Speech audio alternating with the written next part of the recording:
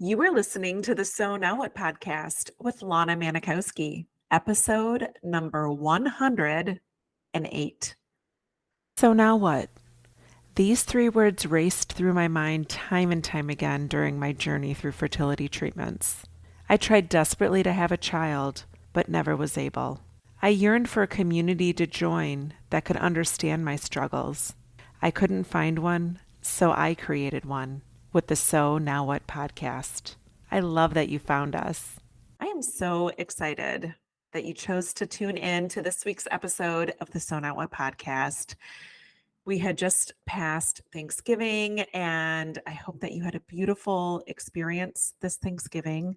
I hope that you were able to use some of the recommendations and some of the ideas I offered you in last week's episode about how to handle Thanksgiving and some of the ways that we appear in our family gatherings and how we handle some of the questions that people ask of us. And I hope that you take an opportunity to see, how did it feel for you? Is there something that you want to work on more? Is there something that you're like, oh, that was actually easier than I thought it was? Is there maybe some language or some answers that you'd like to have prepared maybe a little bit better or run through them more? Whatever it is, reach out. Let me know. I would love to join you on a call and maybe we can talk through and hash through some of this stuff. So, as we're continuing onto the next setting of holidays and upcoming Christmases and holiday parties and opportunities for you to start using some of that language and using some more tools that you have acquired through the So Now What podcast to become more comfortable in these type of settings and be able to manage some of the things that people say to us when we are childless, not by choice. Speaking of which, I hope that you have an opportunity this coming weekend to hop on to the Childless Collective Summit. I will be presenting and speaking at the summit on Sunday, December the 3rd, and I will be talking about the things people say when you're childless, not by choice. So I'm so excited that Katie Seppi has invited me to be a presenter on this topic because I think it's something that we have such a breadth of opportunity to change the language that we use to educate people on the things that we find appropriate and inappropriate to say to us when we're childless, not by choice. And I think that there's a lot more ownership we can take in our story when it comes to things that people say to us. So I hope that you have an opportunity to join the summit this weekend. If for some reason you can't make it to the summit, Katie has an opportunity for you to buy a year-long pass to the summit. Everything is in my bio on Instagram. If you're on my mailing list, I have been doing mailings with a bunch of information and also a link to get you a pass to the summit or a paid pass that you can then buy 1 year's access to the whole summit. So anything you need to know is available to you. Just make sure that you're signed up for my love letters. If you're not on my list for my love letters, you can sign up for that also on my Instagram bio. But I just don't want you to miss out on the summit. So let's get to this week's topic. What brought me to this topic today was talking about what I value and what you might value as somebody who is childless after infertility.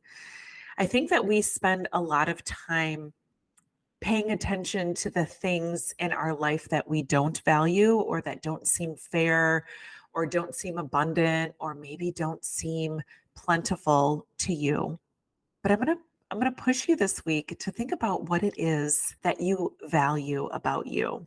I'm going to help you out by sharing some of the things that I wrote down when I was doing my paper thinking. I value lessons, knowledge, connections that I've made, my intuition. I value moments. I value sounds. I value calmness.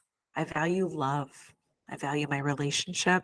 I value moments with family. I value my breath and the things it teaches me when I know where it's at in my body and I can feel my breath and be connected to it. I value my ability to change my mind at any time.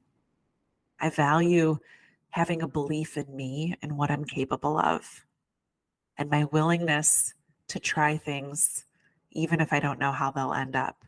I value my desires, and I value my belief that I can achieve anything, regardless of how big or how small it seems, or how unprepared I might be for it. So these are some of the things that I value.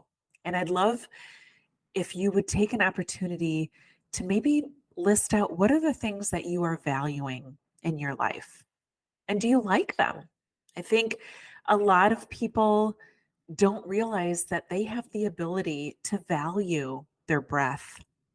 A lot of people don't realize that they have the ability to value their intuition. I think that the things that we innately have around us, we just assume that they are what they are.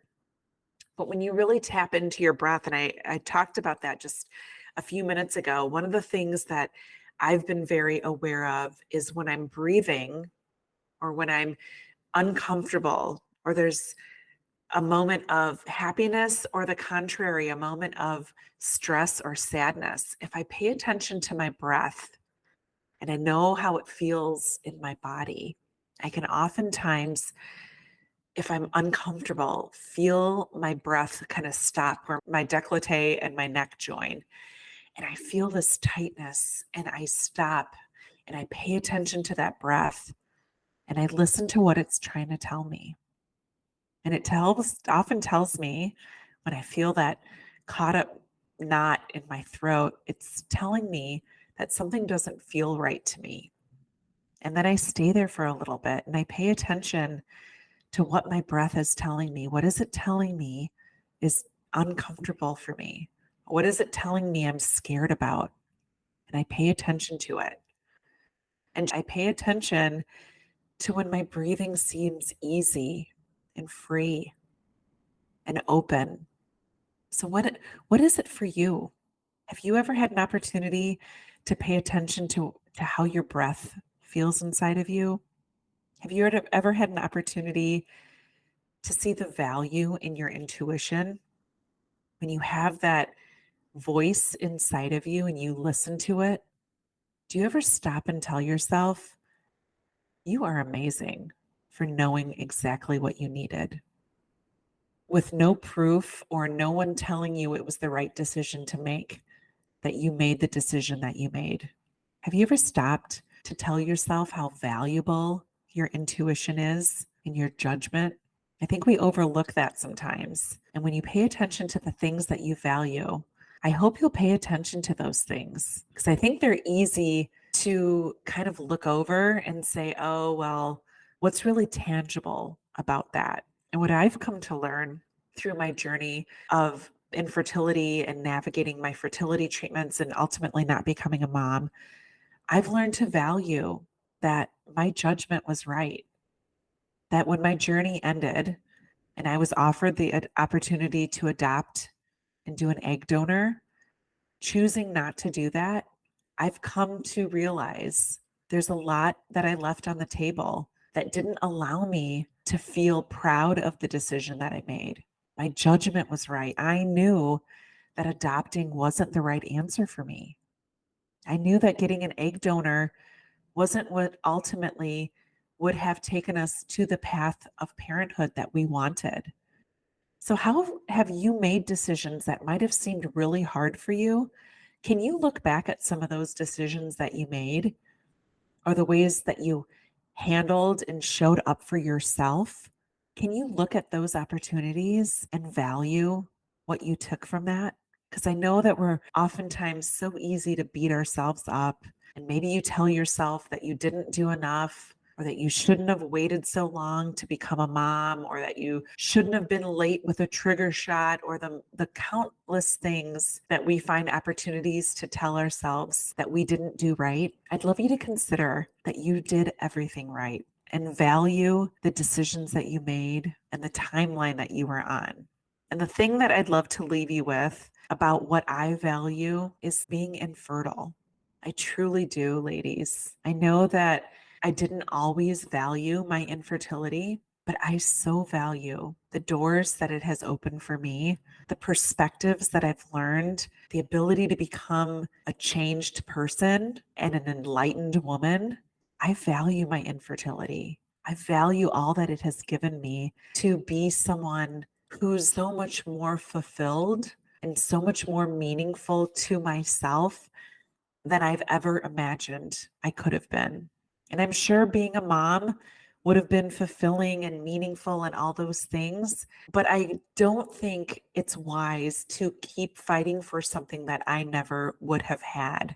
So, what I decided to do, and what I hope you are open to considering for yourself, is valuing what it is you do have because you're infertile, or what it is that's available to you, or maybe hasn't shown itself to you, but you're desiring more of because you're childless. So I hope that this is something that brings you some enlightenment and maybe an opportunity to do some paper thinking and do the things that really fill you up and fuel you. Because I believe that we are capable of so much more than being childless, not by choice. So have a beautiful week. I love you. And remember, it's never too late to discover your meaning. I'll talk to you next week.